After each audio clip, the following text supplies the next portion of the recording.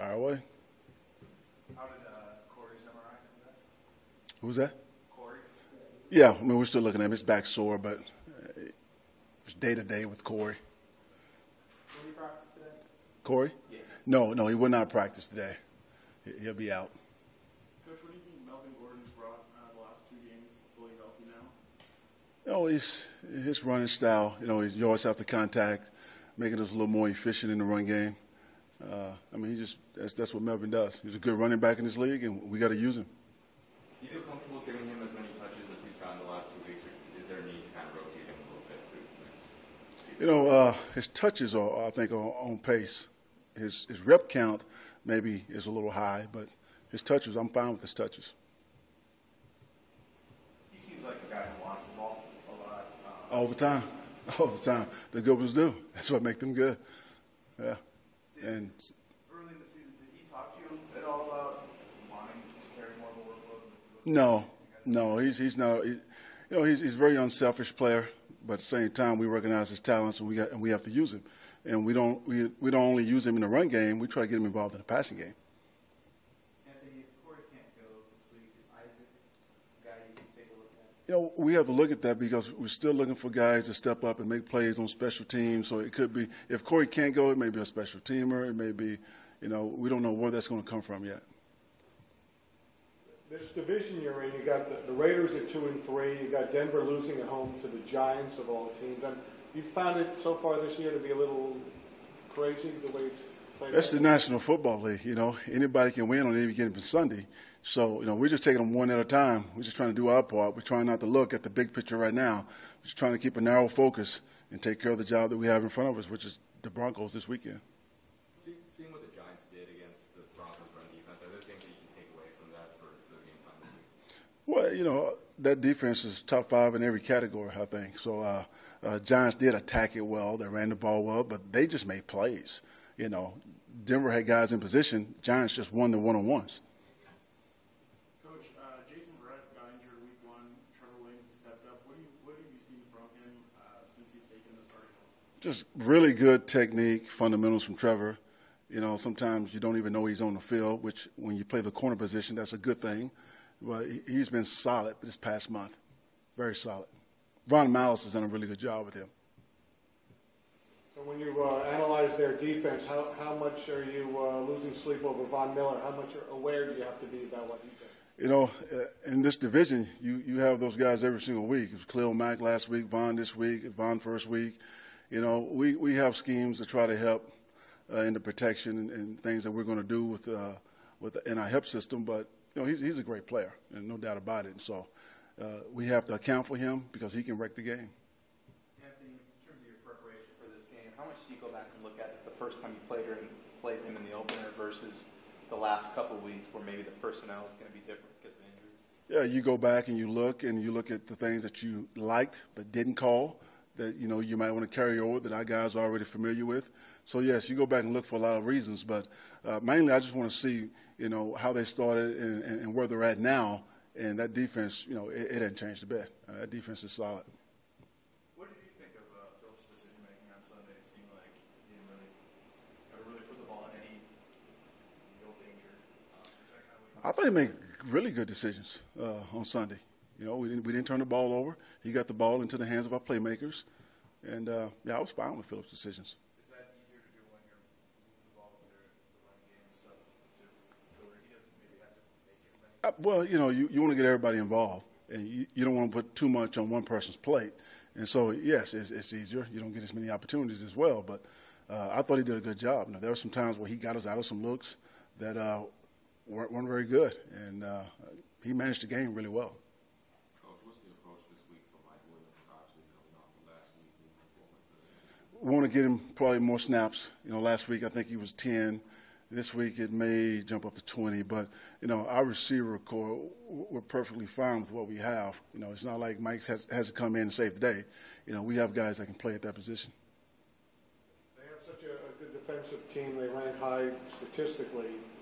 The key to your winning, is it being effective against their defense, or is it your defense stopping their offense? Which would you weigh more heavily? I think there's a combination of both. We have to be able to move the ball. We have to be able to start faster than we've been starting. and not turn it over.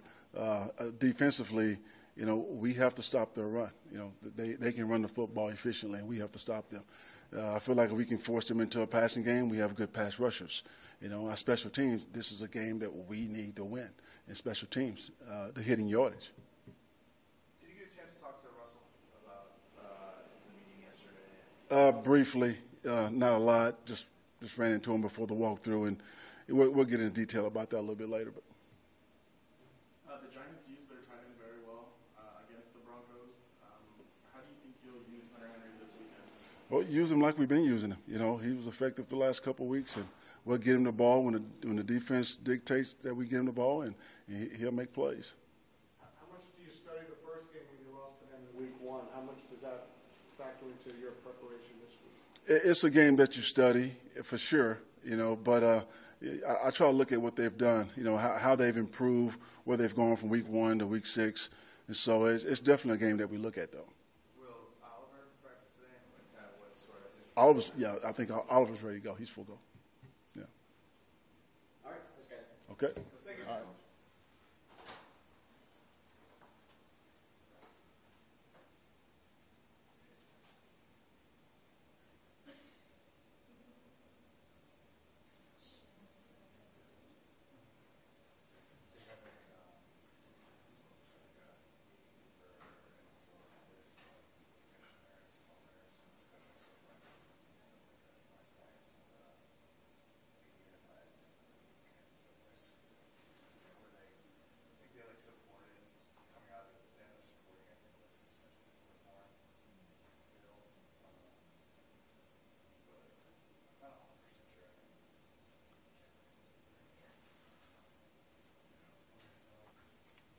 Okay, hello there. What we got? You guys are moving the ball better, using your backs and stuff like that. I know Philip is a guy who does want to push the ball down the field, but when you're in situations where you can use Melvin and stuff like that, does that kind of take some of the risk out of the game plan? Can you be a little more effectively conservative? Well, I think that's one of the things that Philip's done throughout his career. And if you think about the number of backs that he's had that have been good at that, through the years. Certainly from my experience, Danny was a big part of that, and it's good to see Melvin get involved the way he has been. And when we did that a little bit last year, Melvin improved as the year went on, so that helps, certainly does. Liz, do you feel like the offense has been more in a rhythm the last couple of weeks after the first 4 kind of figuring out, I guess, how you want things to go?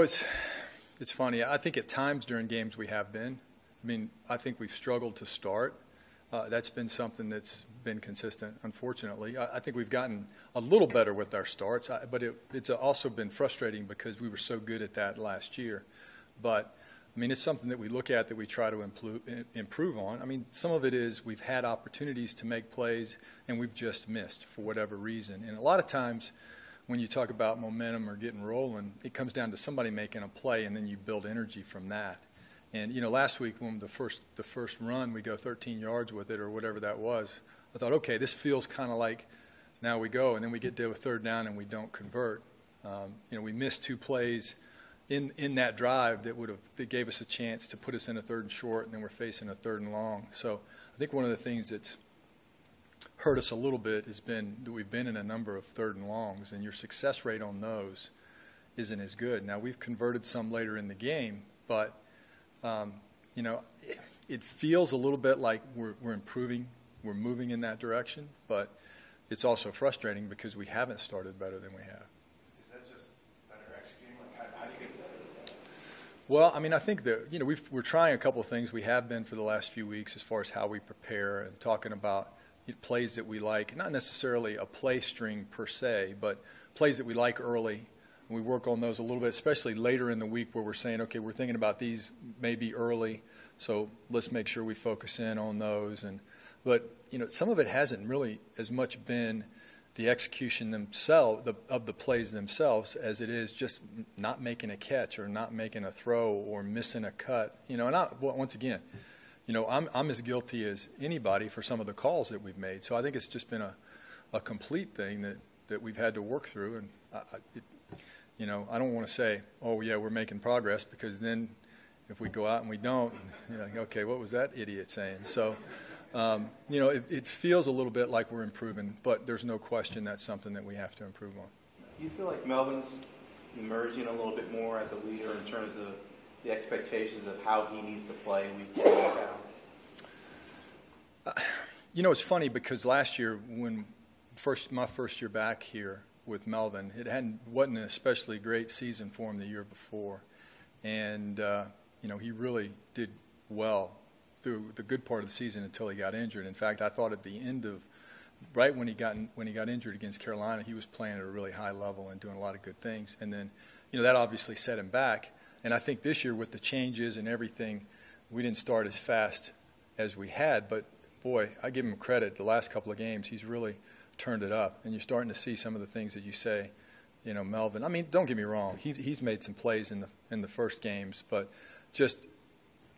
and you see it from his production, what he's done the last few games. So, and that's good. He's a good football player, and it's good to see him playing the way he is.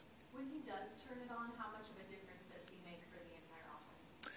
Well, I mean, I don't think it's a question of turning it on. That's something he's always trying. We're all always trying. Sometimes you get into rhythms and you make plays or you get looks that are good. But I think when he makes some plays, just like when Antonio makes or Hunter makes a play or Keenan makes a play, it gives you energy, and that's always exciting. So, our offensive line is a proud group, and they want to run the football every play, and when we can get a run that's successful, it energizes those guys. So, it's good for all of us, and it certainly helps.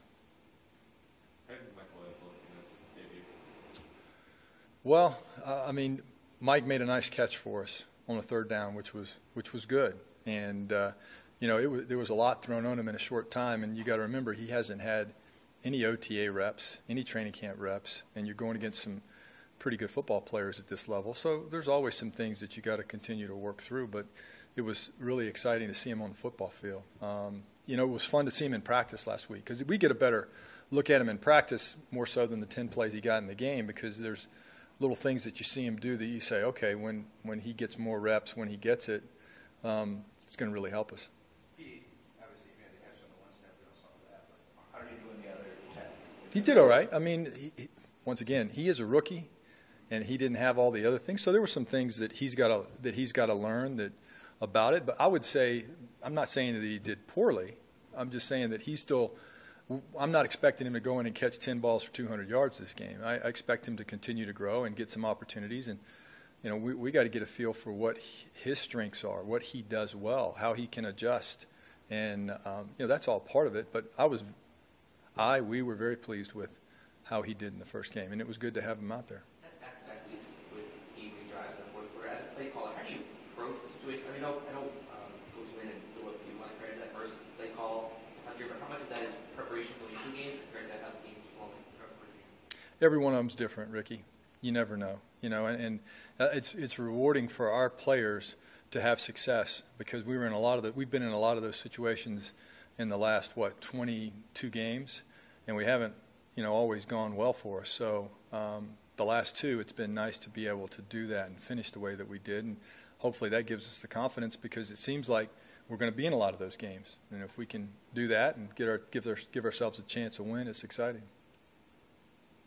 The way that Hunter's played the last few weeks, does that open things up in the offense for other people? Well, we got a lot of guys on offense that we're trying to do things and include in that, and Hunter's one of those guys. So there's going to be weeks where he gets some plays, and there's going to be other weeks where maybe not as many. But, at the end of the game, he made 2 big catches on that last drive, which was part of the scheme that we felt was a good attack against those guys. So it was nice to see him make those. But there's no question he's a really good young football player that contributes a lot to us. Good? All right. Thanks.